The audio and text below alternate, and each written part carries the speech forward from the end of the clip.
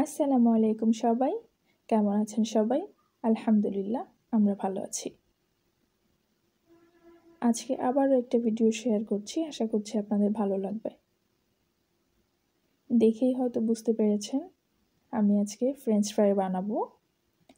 এই জন্য একটু বড় এবং লম্বাটে টাইপের যে আলুটা আছে, আমি সেটাকেই নিয়েছি।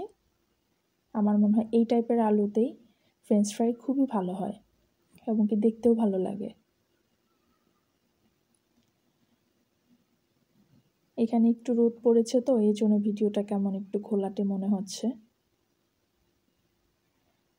তো যাই হোক, আমি সমস্ত আলুগুলোকে একইভাবে কেটে নেওয়ার ট্রাই করছি। তো কাটা হয়ে গেছে। এখানে আমি জাস্ট লবণ দিয়ে আলুগুলোকে সিদ্ধ করে নেব। অনেকেই বলে 50%-এর মতো, আমি প্রায় 80%-এর মতো সিদ্ধ করে নেই। আমার কাছে এটাই বেস্ট মনে হয়। আপনি চাইলে কম বা বেশি আপনি করতে পারেন আপনার ইচ্ছা মতো।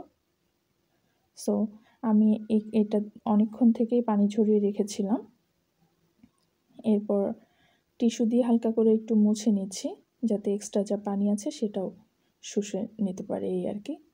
তো যাই হোক, এরপর হচ্ছে আমি আলুগুলোকে একদম ডিপ ফ্রাই করে নেব।